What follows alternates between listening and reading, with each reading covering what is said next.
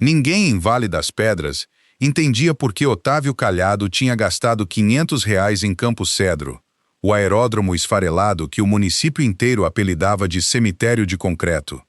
A pista estava rachada, a torre de controle apagada, os hangares cheios de nada além de vento. Mas à meia-noite, no meio de uma tempestade violenta, o velho rádio de repente ganhou vida com estática. Uma voz tensa cortou o chiado. Campo Cedro, aqui é a Força Aérea. 8 caças estão criticamente baixos de combustível. Precisamos pousar imediatamente. Otávio olhou para a pista que vinha consertando em silêncio havia meses e respondeu sem hesitar. As luzes acendem em 30 segundos. 3 meses antes daquela tempestade, o município de Vale das Pedras havia realizado um leilão fiscal para recuperar taxas de manutenção não pagas sobre um terreno que ninguém queria. O aeródromo Campo Cedro cobria mais de 240 hectares de asfalto rachado, cercas enferrujadas e hangares que não abrigavam uma aeronave havia mais de uma década.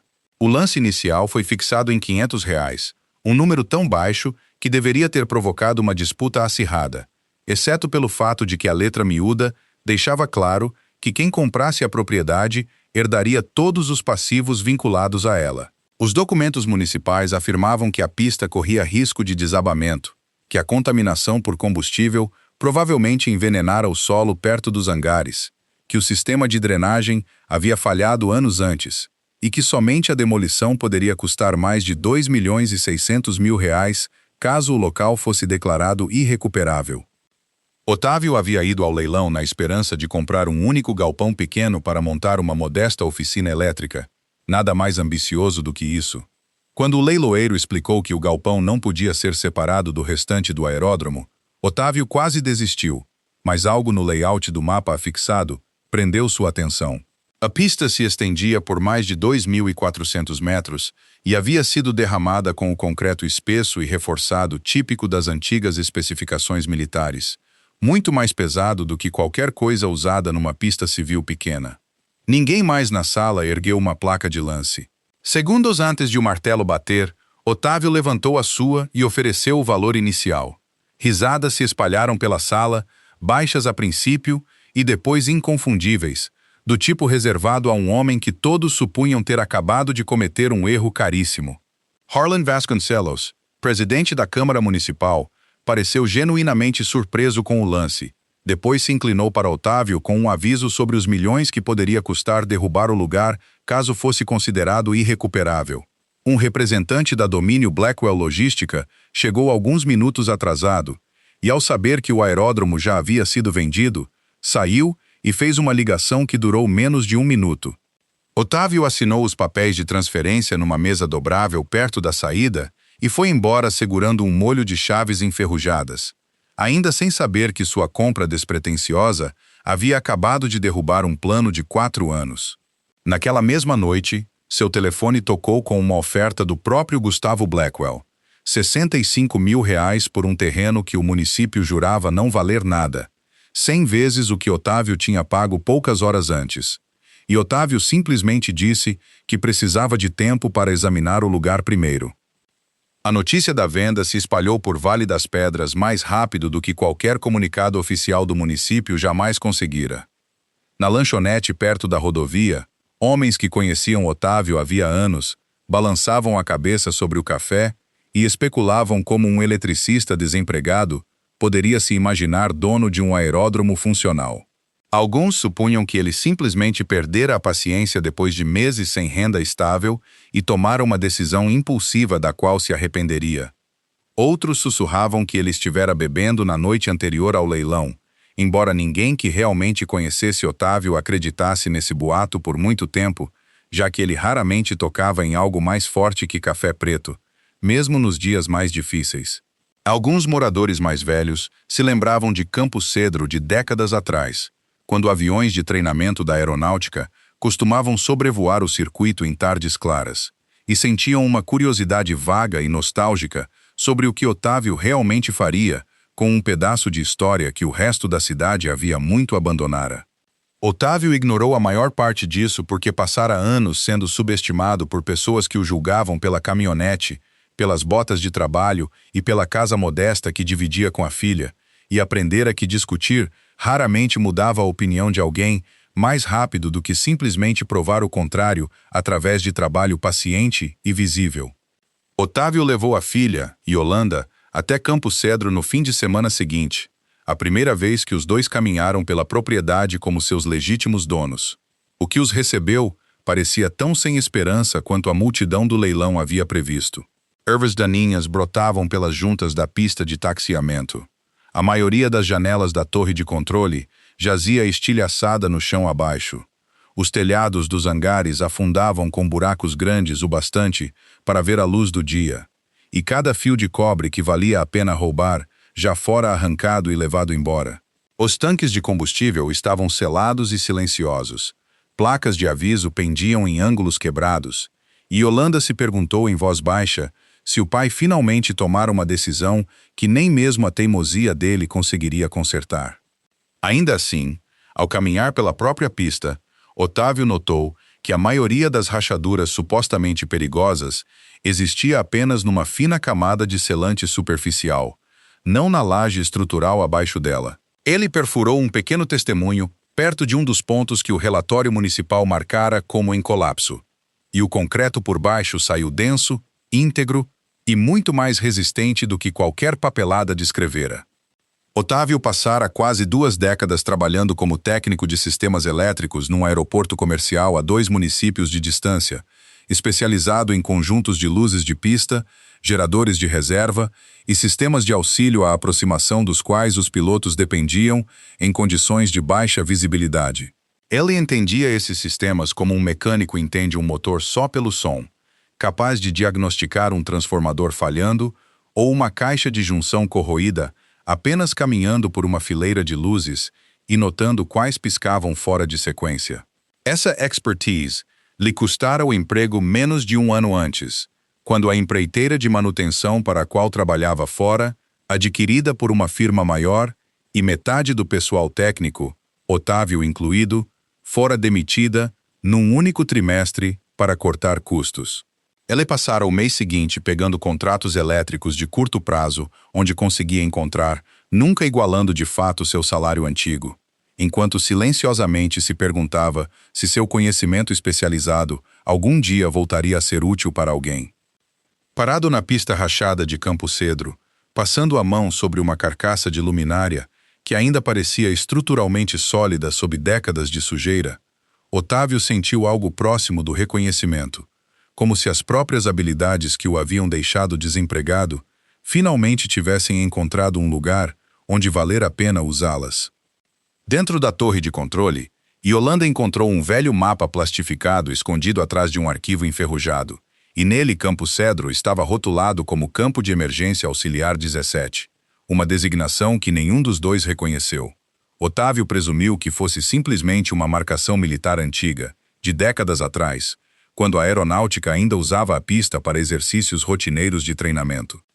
Ellie começou a limpar um hangar para servir de oficina, mantendo vivo um objetivo bem maior de eventualmente abrir um programa de treinamento acessível para trabalhadores locais que não tinham dinheiro nem contatos para um curso técnico tradicional.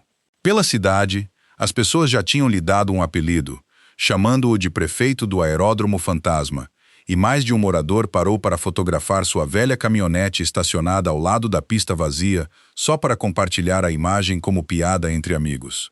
Otávio nunca se deu ao trabalho de discutir com nada disso. Em vez disso, passava as noites verificando cada painel elétrico, cada trecho de cabo enterrado e cada luminária de pista sobrevivente, uma de cada vez, catalogando o que podia ser aproveitado e o que precisava ser trocado. Numa caixa metálica aparafusada sob o piso da torre, ele descobriu um transceptor de rádio de aviação desconectado da energia, mas estruturalmente intacto, e quando o ligou à bateria da caminhonete por pura curiosidade, o aparelho ainda transmitia um sinal automático de identificação com o nome Campo Cedro, embora o aeródromo estivesse oficialmente fechado havia 12 anos. Gustavo Blackwell foi visitar Otávio pessoalmente pouco depois, chegando com Tadeu Bastos, 2 advogados e uma pequena equipe de topografia atrás dele, feito um séquito. Gustavo explicou que a Domínio Blackwell queria construir um centro logístico automatizado no local, um que traria milhares de empregos para Vale das Pedras, e descreveu o aeródromo como uma relíquia contaminada sem valor remanescente para a aviação. Ele elevou sua oferta para R$325 mil, quantia que poderia pagar toda a educação de Yolanda, comprar para Otávio uma casa decente e acabar com sua necessidade de trabalhar em turnos noturnos para sempre. Otávio fez a pergunta óbvia: por que um executivo bilionário viria pessoalmente negociar por um terreno que a própria empresa dele chamava de inútil? E Gustavo não deu resposta de verdade, apenas um comentário baixo sobre como certas propriedades destroem homens pobres antes que esses homens entendam o que realmente possuem. Otávio o recusou sem assinar nada, e a pressão chegou quase imediatamente depois. O município enviou notificação exigindo que a torre de controle fosse demolida. A concessionária de energia se recusou a religar a força no local. Alguém alegou que a estrada de acesso não pertencia mais legalmente a Otávio. Um banco local cancelou abruptamente o pequeno empréstimo empresarial que ele havia arranjado para a oficina, e boatos se espalharam pela cidade de que o solo ao redor dos hangares carregava contaminação química perigosa. A pressão não parou só no papel. Um par de caminhonetes desconhecidas começou a circular pela estrada do perímetro tarde da noite, diminuindo perto da cerca antes de ir embora sem nunca parar. Alguém pichou um aviso na lateral de um hangar, afirmando que o local estava interditado, embora nenhuma decisão desse tipo jamais tivesse sido registrada em cartório. Otávio encontrou sua caixa de correio entupida de panfletos anônimos, questionando sua idoneidade como proprietário. Vários deles estranhamente específicos sobre detalhes de suas finanças que nenhum vizinho comum saberia. Ele guardou cada panfleto, cada notificação estranha e cada fotografia que tirou das caminhonetes sem identificação, arquivando tudo numa pasta que passou a manter na cabine da caminhonete, embora na época não tivesse certeza do que pretendia fazer com aquilo, além de simplesmente ter um registro. Yolanda se preocupava que o pai estivesse se endividando ao tentar enfrentar uma corporação daquele tamanho, e disse isso abertamente numa noite, enquanto o ajudava a organizar uma pilha de papéis. Otávio admitiu que jamais conseguiria restaurar o aeródromo inteiro sozinho, mas continuava convencido de que os relatórios técnicos usados para justificar o fechamento tinham sido forjados desde o início.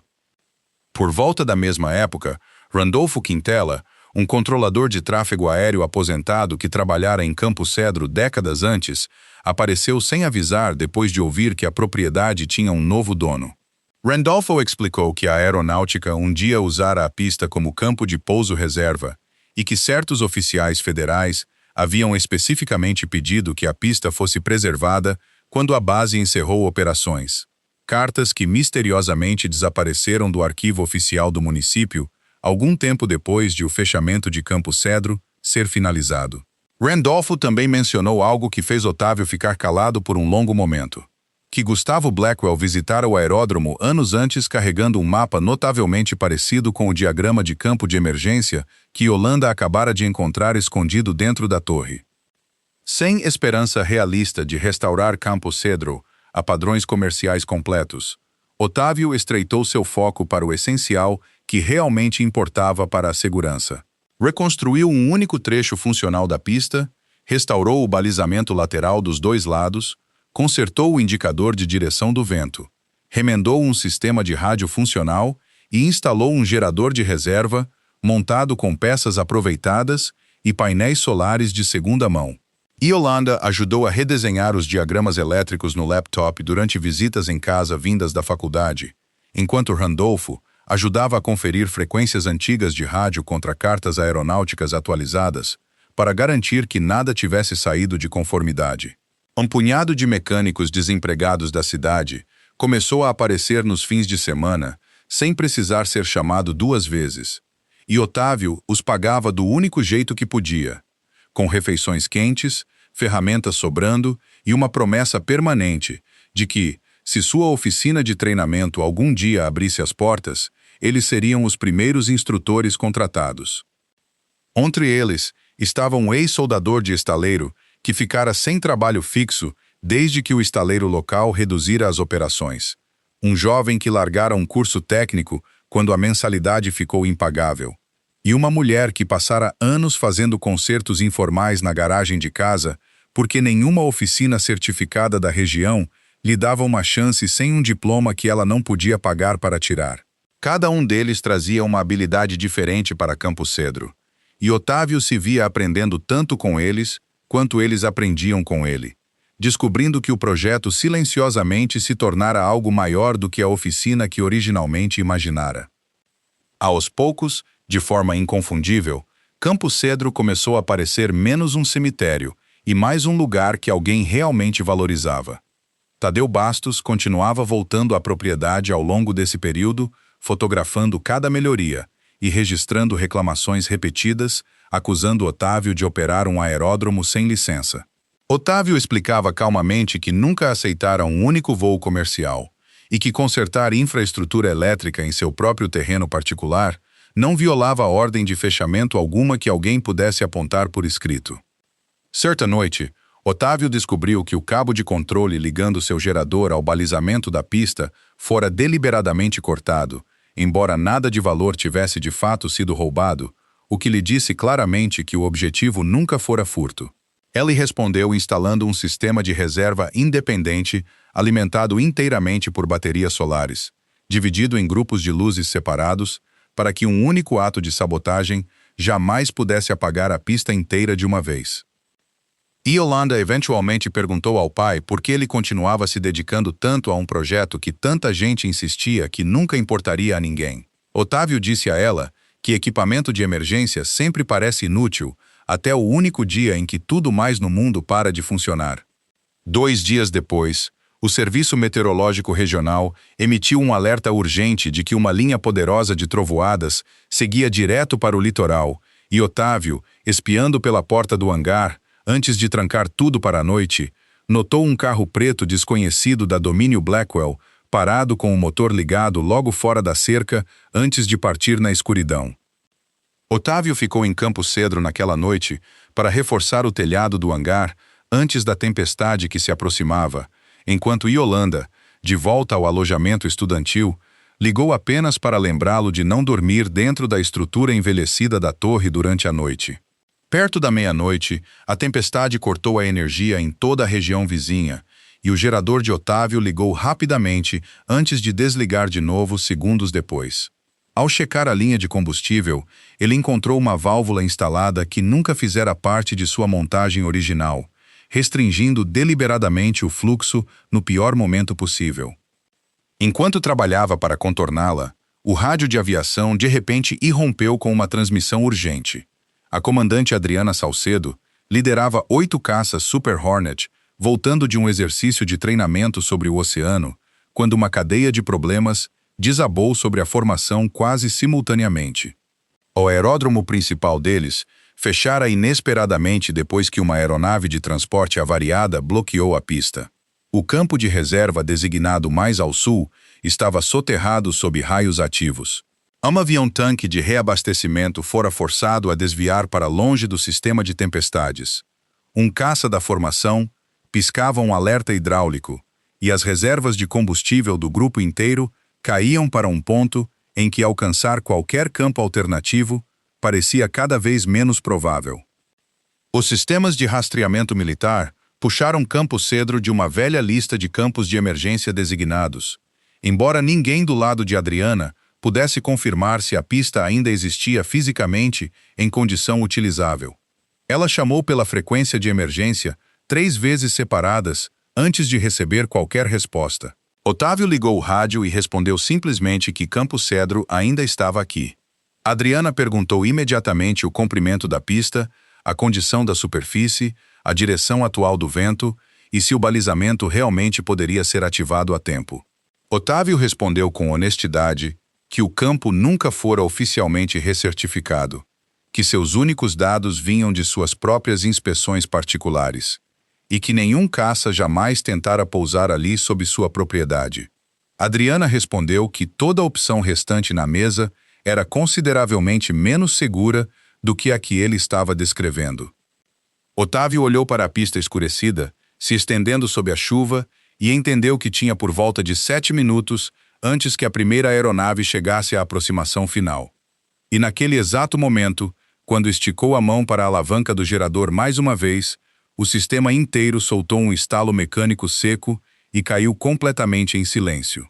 Uma inspeção rápida revelou que um cabo de controle fora deliberadamente arrancado do gerador mais cedo naquele dia, quase certamente cronometrado para falhar exatamente nesse tipo de emergência. Não havia mais tempo para consertá-lo direito. Otávio mudou imediatamente para o sistema de reserva que construíra com as próprias mãos meses antes. Uma solução improvisada, mas funcional, montada com luzes laterais movidas a bateria, um conjunto de faróis de caminhonete posicionados na cabeceira da pista, um indicador de vento à bateria, um rádio portátil conectado à antena da torre e um trator equipado com um sinalizador piscante para marcar a borda da pista de taxiamento. Randolph captou a chamada de emergência em seu rádio caseiro e foi direto para o aeródromo ajudar como pudesse. Otávio correu o comprimento da pista debaixo do temporal, verificando obstruções, e descobriu uma cerca temporária de topografia que a equipe de Blackwell instalara perigosamente perto da zona de segurança no fim da pista. Sem tempo de desmontá-la painel por painel, ele engatou a caminhonete na linha inteira da cerca e a arrastou para longe num só movimento. Randolph chegou ofegante à porta da torre bem quando Otávio terminava de arrastar a cerca, e sem precisar ser instruído, assumiu a tarefa de retransmitir as leituras de vento do anemômetro portátil, enquanto Otávio voltava para a caminhonete para posicioná-la como marcador de luz móvel. A chuva batia no para-brisa, com força suficiente para Otávio precisar se inclinar contra o volante só para enxergar a borda da pista à frente, e o trovão rolava perto o bastante para ele sentir pelo assoalho da cabine. Em algum lugar acima das nuvens, 8 pilotos passavam por suas próprias listas de verificação, observando os medidores de combustível caírem, enquanto confiavam numa pista em que nenhum deles jamais pousara antes, guiados apenas pela voz de um estranho num rádio surrado. A comandante Adriana pediu a Otávio que confirmasse uma última vez que ele estava autorizando o uso da pista naquelas condições. Otávio se recusou a fingir que o campo era perfeito e, em vez disso, lhe deu o retrato honesto, que a superfície estava molhada, que não existia sistema de pouso de precisão, que a intensidade da luz era limitada na melhor das hipóteses, que nenhum caminhão de bombeiros dedicado estava de prontidão por perto e que a ponta leste da pista nunca fora totalmente inspecionada em busca de perigos escondidos. Adriana tomou sua decisão e escolheu trazer a formação pelo oeste, espaçando cada aeronave bem afastada para reduzir o risco. Otávio acionou o interruptor e lá do alto, acima da tempestade, uma fina fita de luz apareceu, cortando um caminho frágil através de um trecho de terra por outro lado, completamente escuro. O primeiro Super Hornet tocou o solo em segurança, seguido de perto pelo segundo, o terceiro e o quarto, cada pouso puxando um suspiro um pouco mais estável de todos que observavam do chão. Quando o quinto caça se aproximava, um conjunto de luzes à bateria falhou depois de encharcar com água da chuva, e Otávio dirigiu a caminhonete ao longo da borda da pista, usando os faróis para marcar o limite em tempo real. O sétimo avião, aquele com o alerta hidráulico, foi trazido antes do último caça para evitar perder a pouca pressão que restava em seu sistema, e bateu com força na pista, mas manteve a linha sem derrapar. Oitavo e último caça tocou o solo bem, quando o relógio passou das 12h26 da madrugada, e em minutos, todas as 8 aeronaves da aeronáutica estavam abrigadas sob os mesmos hangares desgastados que metade do município havia dispensado como inúteis apenas meses antes. No instante em que Otávio desligou o rádio, uma comitiva de veículos da Domínio Blackwell chegou ao portão, exigindo que toda a aeronave fosse removida imediatamente daquilo que chamavam de propriedade perigosa e não autorizada. Gustavo Blackwell chegou a Campo Cedro pouco depois, acompanhado de Tadeu Bastos, Harlan Vasconcelos e uma pequena equipe de advogados da empresa. Anunciou em voz alta que Otávio vinha operando um aeródromo sem licença, colocando em risco propriedade militar federal e violando a ordem de fechamento permanente do município. Harlan exigiu que a pista fosse lacrada sem demora, A comandante Adriana saiu do hangar, ainda vestida com o traje de voo, e explicou com calma que fora a aeronáutica, não Otávio, quem solicitara um pouso de emergência sob condições genuínas de crise. Gustavo mudou de tom quase instantaneamente, oferecendo agradecimentos vazios a Otávio ao mesmo tempo em que insistia que um único pouso bem-sucedido não provava nada além de sorte, e pressionou para que as aeronaves fossem realocadas assim que o tempo permitisse. Um dos caças, no entanto, ainda carregava uma falha hidráulica não resolvida que exigia inspeção antes de poder voar com segurança de novo, e a formação não tinha combustível suficiente para partir em curto prazo. De qualquer forma, Adriana insistiu que a cena permanecesse intocada até que uma equipe de apoio adequada da aeronáutica chegasse para avaliar a situação pessoalmente. Gustavo, então, tentou bloquear a única estrada de acesso que levava à propriedade, alegando que a Domínio Blackwell detinha direito de passagem sobre aquele trecho sob um acordo antigo. Otávio apresentou os documentos de propriedade anexados a seu contrato original de leilão, que claramente incluíam acesso irrestrito pela estrada, e Tadeu arrancou a pasta de suas mãos só para descobrir uma página suplementar carregando um carimbo oficial do Ministério da Defesa, datado de 1958.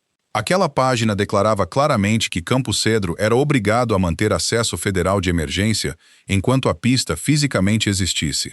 Harlan argumentou que a cláusula havia expirado havia muito, mas Randolfo apontou que tal acordo só poderia terminar se a pista fosse demolida ou se o Ministério da Defesa liberasse formalmente sua reivindicação, e nenhuma das duas condições jamais fora cumprida. Gustavo, aparentemente disposto a não deixar o momento escapar, ofereceu a Otávio 6,5 milhões de reais na hora para assinar a propriedade naquela mesma noite. Otávio perguntou claramente por que uma laje de concreto supostamente perigosa de repente valia milhões da noite para o dia, e Gustavo não deu resposta alguma. Momentos depois, a comandante Adriana recebeu aviso de seu comando de base de que Campo Cedro permanecia listado num banco de dados militar ativo, sinalizado como local capaz de ativação sob futuras condições de emergência. O que começara como uma disputa local de propriedade não podia mais ser tratado como assunto de cidade pequena, assim que 8 aeronaves da aeronáutica ficaram estacionadas na pista. Luciana Bettencourt, uma inspetora federal de infraestrutura aeronáutica, chegou na manhã seguinte com uma equipe de avaliação independente. Luciana deixou claro que um único pouso de emergência bem-sucedido não provava nada conclusivo sobre a segurança geral da pista e ordenou uma avaliação técnica completa, cobrindo espessura do concreto, capacidade de carga, funcionamento da drenagem, recalque do subsolo, fissuras estruturais, composição do solo circundante e todo o registro de reparo anterior que ainda pudesse ser localizado. Otávio entregou seus registros pessoais sem hesitar, reconhecendo abertamente cada seção da propriedade que ainda não tivera tempo de inspecionar sozinho. Sua transparência contrastava fortemente com o relatório original de fechamento do município, que chegara a conclusões amplas sem jamais citar dados verificáveis subjacentes. A equipe de Luciana coletou novas amostras, exatamente dos locais previamente marcados como perigosos. As descobertas preliminares mostraram que a espessura estrutural da pista ainda atendia às antigas especificações militares. Não existiam vazios significativos sob a superfície. As rachaduras visíveis estavam confinadas quase inteiramente a uma camada de selante desgastada. O sistema de drenagem estava entupido, mas totalmente reparável, e nenhuma da contaminação severa descrita no relatório original do município pôde de fato ser encontrada em lugar algum do local. Luciana então recuperou as amostras de concreto arquivadas originalmente usadas para justificar o fechamento de Campo Cedro anos antes, e a composição delas não correspondia em nada ao material da pista. Em vez disso, as amostras vinham de um estacionamento civil não relacionado, localizado a quase 16 quilômetros de distância. A assinatura que autorizava aqueles resultados pertencia a uma consultoria que os registros mostravam ter sido paga diretamente pela Domínio Blackwell. Gustavo insistiu que não tinha conhecimento pessoal de nenhuma irregularidade no relatório. Tadeu imediatamente tentou jogar a culpa em Harlan Vasconcelos, que por sua vez alegou ter simplesmente seguido a recomendação dos especialistas contratados, sem questionar. Enterrado no rastro digital, Luciana eventualmente encontrou um e-mail interno, provando que Gustavo recebera uma cópia do mapa federal de campo de emergência, 6 meses inteiros antes de sua empresa financiar o próprio relatório usado para fechar Campo Cedro. A sequência de e-mails que se seguiu mostrava um padrão de linguagem cuidadosa, executivos se referindo ao aeródromo apenas em termos vagos, evitando qualquer menção direta à sua designação, como se alguém envolvido já entendesse o quanto aquele rastro em papel poderia se tornar prejudicial. Luciana cruzou os outros contratos recentes da consultoria e encontrou 2 propriedades adicionais ao longo do litoral que haviam recebido relatórios igualmente desfavoráveis pouco antes de subsidiárias da Domínio Blackwell as adquirirem por preços reduzidos. Nenhuma daquelas propriedades produzira algo tão dramático quanto um pouso de emergência da aeronáutica para expor o padrão, o que significava, como Luciana observou baixinho para sua equipe, que Campo Cedro talvez não tivesse sido o único terreno pego num esquema construído sobre negligência fabricada. De volta à torre, Randolfo e Yolanda passaram longas horas digitalizando cada documento sobrevivente que conseguiam encontrar, montando aos poucos uma linha do tempo coerente por trás das cenas. O que emergiu foi uma sequência clara. O Ministério da Defesa começara a revisar aeródromos de reserva no litoral para fins de socorro em desastres e dispersão de aeronaves. Campo Cedro fora identificado como forte candidato para esse programa ampliado. Gustavo Blackwell soubera da avaliação cedo através de um antigo contato ainda trabalhando em círculos de logística de defesa. A Domínio Blackwell se movera para adquirir a propriedade discretamente antes que qualquer anúncio oficial do governo pudesse elevar seu valor de mercado. O relatório de consultoria pago declarara falsamente que a pista era irrecuperável, dando ao município motivo para fechá-la por completo. Uma vez fechado, o valor avaliado do terreno desabou para quase nada. Harlan silenciosamente arranjara para que uma empresa de fachada recebesse a propriedade caso o leilão público não atraísse licitantes genuínos.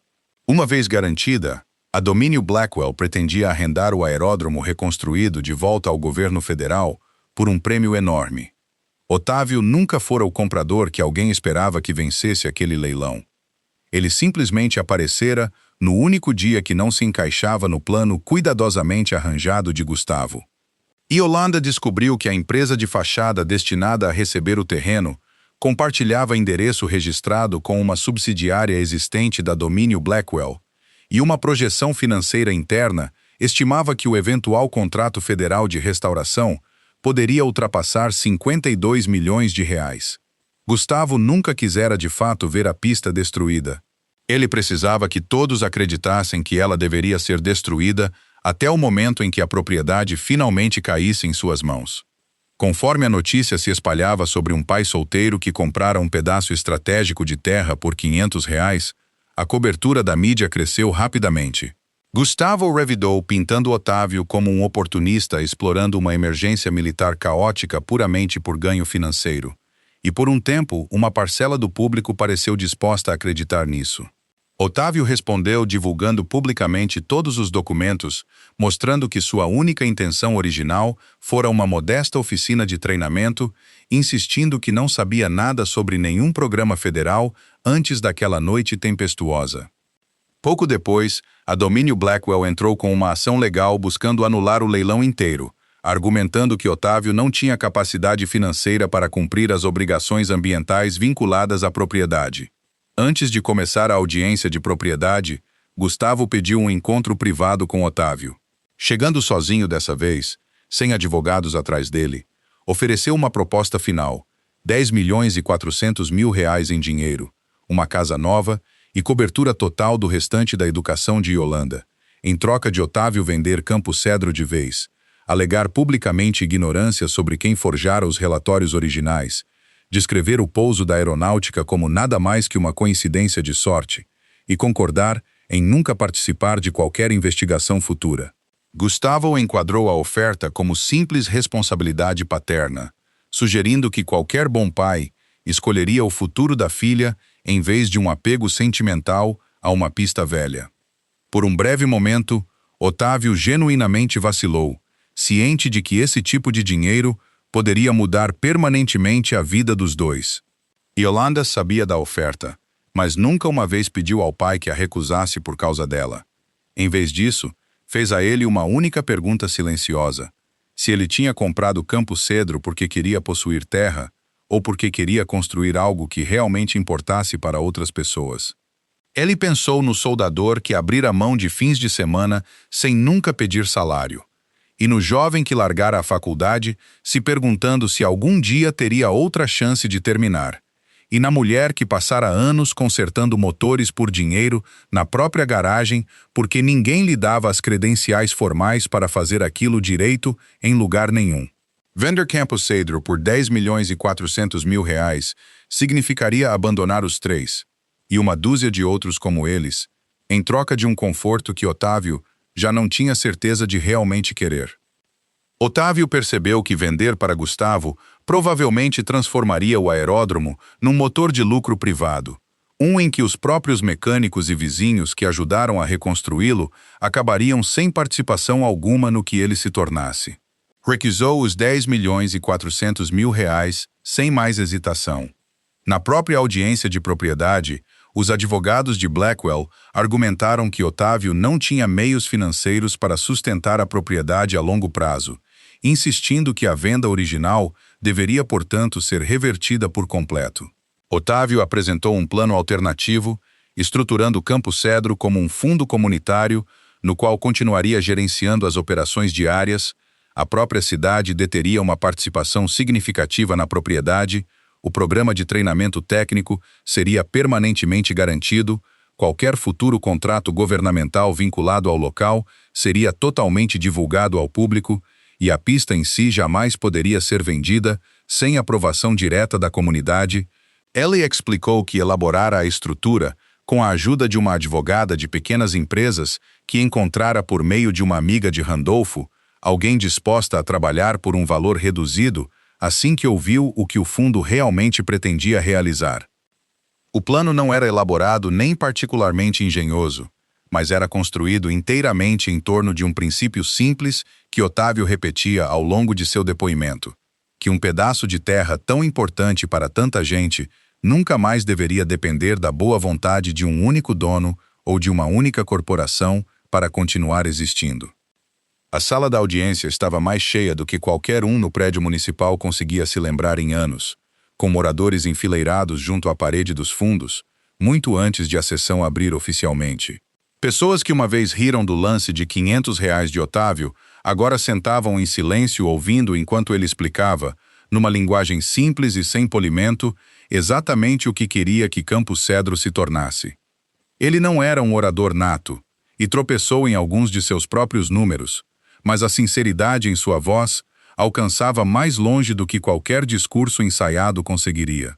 Vários dos mecânicos que passaram fins de semana ajudando a reconstruir o sistema de iluminação sentavam perto da frente, e um deles, o ex-soldador de estaleiro, mais tarde contou a um repórter local que foi a primeira vez em anos que sentiu que seu trabalho de fato pertencia a algo maior do que ele mesmo. A comandante Adriana compareceu como testemunha, cuidadosa em não favorecer publicamente nenhum dos lados da disputa comercial, mas confirmou sem hesitar que Campo Cedro proporcionara a opção mais segura realisticamente disponível durante uma emergência genuína de risco de vida. Pouco depois de seu depoimento, Luciana Bettencourt apresentou novas evidências mostrando que indivíduos ligados a domínio Blackwell haviam retornado ao aeródromo na própria noite anterior à formação da aeronáutica ser forçada a pousar ali. Registros de localização de veículos e imagens recuperadas de um posto de gasolina próximo colocaram Tadeu Bastos e 2 contratados a serviço na propriedade de Campo Cedro nas horas que antecederam a tempestade.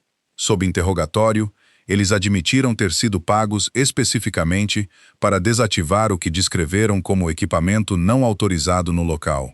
Tadeu reconheceu ter ordenado pessoalmente o corte do cabo do gerador, a restrição da linha de combustível, a instalação da cerca de topografia perto da borda da pista e a desativação do sinal de identificação do rádio. Ele manteve que jamais previra que uma aeronave militar precisaria daquela pista naquela mesma noite. E embora sua intenção talvez não fosse causar um desastre, suas ações inquestionavelmente tornaram uma situação já perigosa consideravelmente pior. Correspondência interna mais tarde confirmou que Gustavo instruíra especificamente sua equipe a garantir que Campo Cedro parecesse incapaz de operação antes que qualquer anúncio de contrato federal se tornasse público. Investigadores encontraram uma série de relatórios de despesas disfarçados sob categorias vagas, como avaliação de local e manutenção de propriedade, nenhum dos quais correspondia a trabalho de manutenção real realizado na propriedade, já que a Domínio Blackwell jamais pretendera manter o aeródromo. Gustavo continuou negando conhecimento direto da sabotagem em si, mas a cadeia de aprovações e pagamentos se rastreava claramente até decisões tomadas dentro de seu próprio escritório executivo, e nenhuma quantidade de linguagem cuidadosa em suas declarações públicas conseguia separar completamente seu nome do rastro documental que sua própria empresa gerara. Harlan Vasconcelos, por fim, admitiu ter deliberadamente estruturado o leilão público, na esperança de que nenhum licitante genuíno aparecesse, abrindo caminho para que a empresa de fachada de Blackwell absorvesse o terreno discretamente depois. O lance imprevisto de R$ 500 de Otávio havia jogado todo aquele arranjo na desordem desde o início. O tribunal manteve o resultado original do leilão, decidindo que Otávio cumprira integralmente cada condição publicamente declarada da venda, enquanto as supostas violações ambientais outrora usadas contra ele foram consideradas assentadas inteiramente sobre evidências fabricadas. Gustavo e Tadeu enfrentaram investigação formal por fraude, interferência ilegal em infraestrutura de aviação e conspiração para manipular registros públicos de propriedade. Harlan renunciou à Câmara Municipal antes que seus colegas conselheiros pudessem votar formalmente por sua destituição. Gustavo não perdeu tudo da noite para o dia, mas a reputação da Domínio Blackwell, junto com vários contratos governamentais pendentes, começou a se desfazer nos meses seguintes. Um ano depois, Campo Cedro estava totalmente restaurado sob uma estrutura cooperativa construída em conjunto por Otávio, a comunidade ao redor e autoridades regionais de aviação trabalhando em coordenação. O aeródromo nunca se tornou uma instalação militar oculta, nem se transformou no complexo comercial extenso que Gustavo um dia imaginara. Em vez disso, se estabeleceu em 3 papéis práticos que de fato serviam as pessoas ao redor. Funcionava como campo de pouso de reserva para operações de socorro em desastres ao longo do litoral. Operava como centro de treinamento para trabalho elétrico e manutenção de aeronaves, aberto a qualquer um disposto a se esforçar, independentemente de formação escolar. E servia como ponto de recepção para aeronaves de resgate, transportes médicos e aviões de combate a incêndio, sempre que as condições exigissem. Os mesmos mecânicos que uma vez apareciam nos fins de semana para ajudar Otávio, em troca de nada mais que uma refeição quente, agora trabalhavam ali como instrutores e técnicos certificados, finalmente ganhando salários estáveis, fazendo o trabalho que já haviam provado amar. O ex-soldador de estaleiro agora liderava a trilha de certificação elétrica, ensinando novos alunos os mesmos sistemas de iluminação que ele mesmo ajudara a instalar com lanterna durante a temporada de tempestades. O jovem que largara a faculdade por motivos financeiros finalmente terminou sua certificação técnica através do próprio programa que ajudara a construir, e permaneceu depois como instrutor em tempo integral em vez de sair para um emprego em outro lugar. A mulher que uma vez trabalhava discretamente na própria garagem, agora dirigia a baia de diagnóstico dentro do maior hangar restaurado, treinando um grupo rotativo de alunos que chegavam de cidades bem além de Vale das Pedras, assim que a notícia do programa começou a se espalhar. Nenhum deles pedira para fazer parte de uma batalha jurídica contra uma corporação nacional. Ainda assim, cada um deles apareceu de qualquer forma, semana após semana, muito antes de qualquer um saber se o esforço algum dia valeria a pena. Yolanda continuou os estudos na faculdade, mas voltava a Campo Cedro todo verão para treinamento prático, e nunca recebeu tratamento mais fácil só porque o pai era dono do lugar. Tinha que passar em cada avaliação exatamente como qualquer outra pessoa que cruzasse a porta. Randolfo Quintela voltou à torre de controle em regime parcial como consultor, feliz por finalmente ter de volta um rádio que valia a pena monitorar. Uma pequena placa foi montada perto da entrada do hangar principal, dizendo simplesmente: comprado por R$ 500, mantido apenas pela verdade. A comandante Adriana eventualmente voltou a Campo Cedro com sua formação para uma visita oficial, dessa vez chegando à luz clara do dia sob céus calmos, seguindo um plano de voo cuidadosamente aprovado, em vez de um desvio de emergência desesperado. Ela perguntou a Otávio quase de passagem se ele já considerara vender a propriedade, agora que seu verdadeiro valor se tornara impossível de ignorar. Otávio lhe disse que comprara Campo Cedro em primeiro lugar, porque ninguém mais parecia capaz de imaginar no que ainda poderia se transformar. Vendê-lo agora, no momento em que todos finalmente reconheciam seu valor, o tornaria indistinguível das pessoas que uma vez tentaram tomá-lo dele. Na última noite tranquila deste capítulo, Otávio ficou sozinho perto da borda da pista enquanto o crepúsculo se assentava sobre o litoral.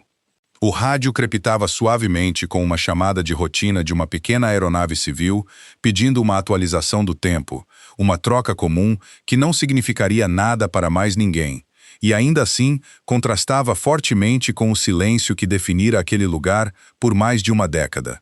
Uma a uma, as luzes de borda da pista se acenderam de ambos os lados do asfalto, firmes e ininterruptas contra o céu escurecendo, cada luminária se mantendo sem piscar ou falhar pela primeira vez desde que Otávio pisara ali como um estranho.